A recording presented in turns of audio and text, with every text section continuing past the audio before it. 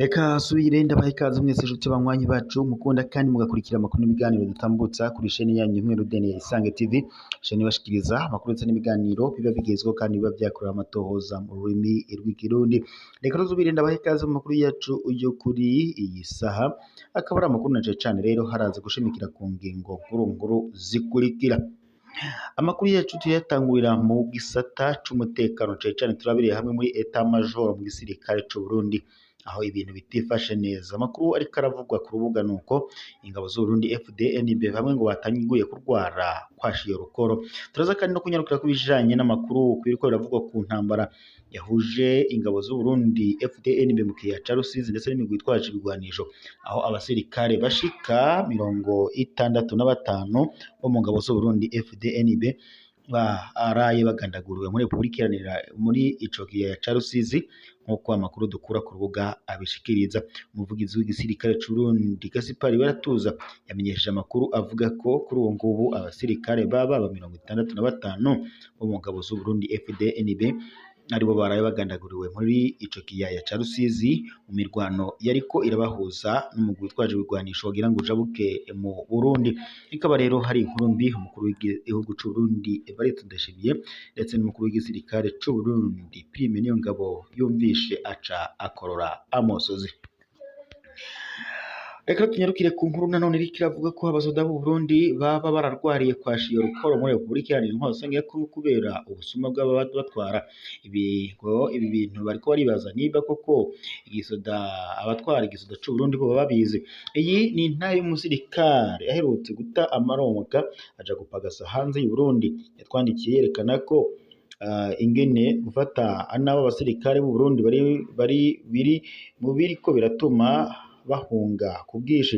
Uyu musoza kandi yemeza ko yiboneye ingene abasirikare ba 17 BN Tafoko bagwaye kwashi canke se kwashiye rukoro bivuye mu burongozi ku murongozi mu w'iyo batayo ariwe Lieutenant Colonel Pafire nizo nkiza. Intahe y'umusirikare twayitanze uko yayiduhaye ariko kandi twakuyemwo ivyo tuma amenyekana. Ivyo nabonye muri Kongo biragoye gutahura ko ari abasoda b'igihugu c'u Burundi canke ko ari aba esclavage canke se aba esclave canke se abacangero canke se abacakara. Ndongeye kandi kuramutsa muvugizi w'abatagira gitabara, nabonye inkuru mwanditse ku basoda bariko baratabakomoka kurondera ubuzima hanze y'igihugu. Emwe abasoda bagitaye bakiriko kuko n'abataronka iyo baja benshi iyo bashitse mu gihugu nk'ababa barose amakonje bahitamwo kwigumira muhira. Ivyo navyo kendi ngo nabonye muri Kongo biragoye gutahura ko ari abasoda b'igihugu nuko ari abasclave. Jewe nari ahangaha twaciye duhina mu rwego rwo kuziga umutekano wiwe muri umwe mu batayo yari Kongo. Hari kandi abasoda benshi bagwariye kwashiye rukoro, none aho hantu umusoda agwariye yakwashi urumva hari uwo kwipfuza gusubirayo.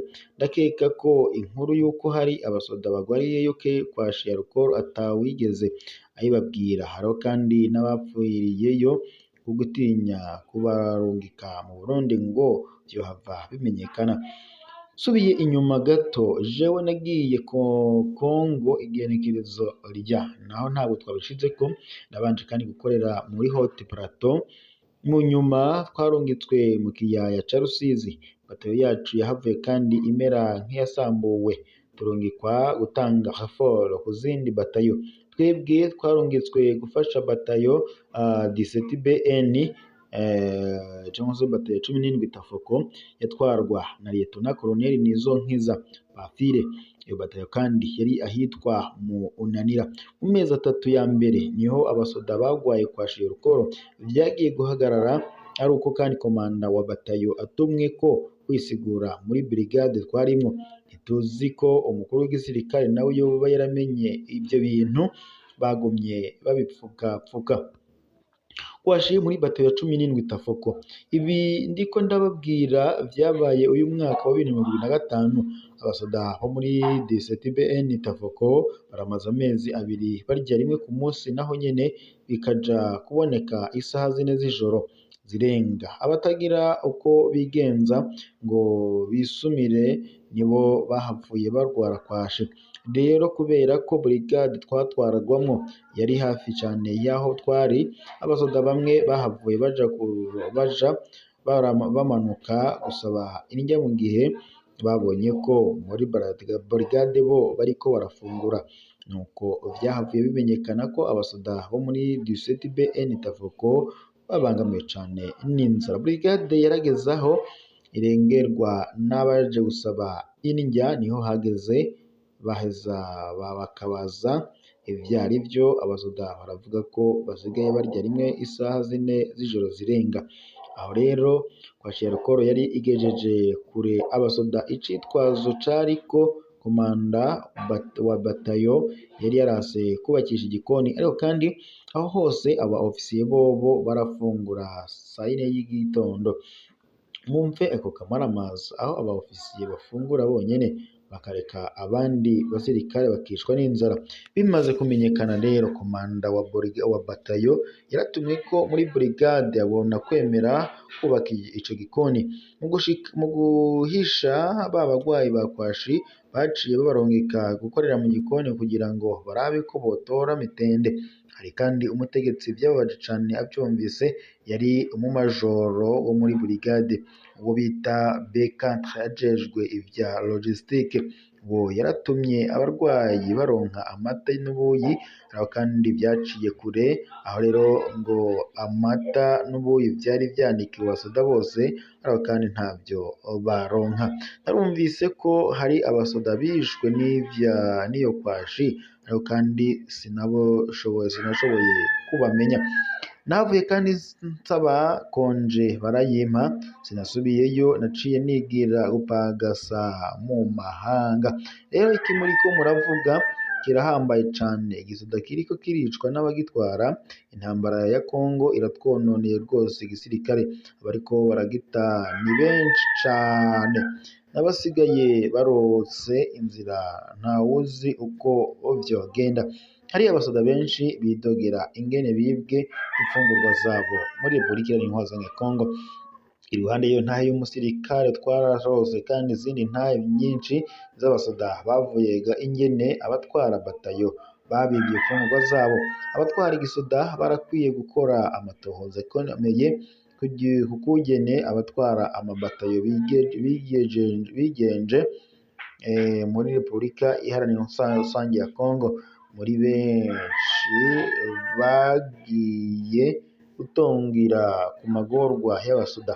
Bagarutse mu Burundi naho nyene abasoda bo muri 31 batayo Tafoko nabo nyene bidoga ko imfungurwa zabo bazigarukanye mu Burundi, narivye kandi bamaze akanya gato muri Kongo.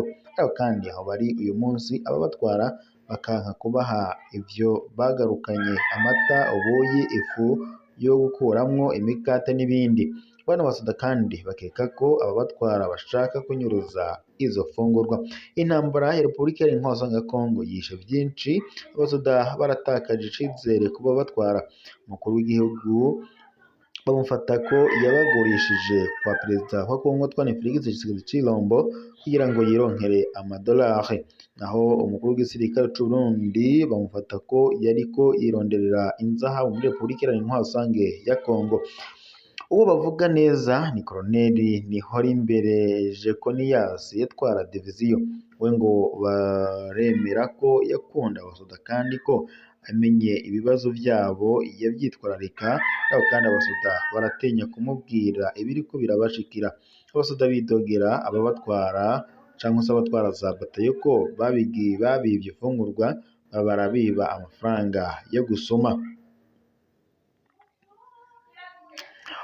Muri rusange abasoda bidoga ko bahemukiwe n'indongozi, ko babashoye mu ntambara batumva kandi itateguwe neza.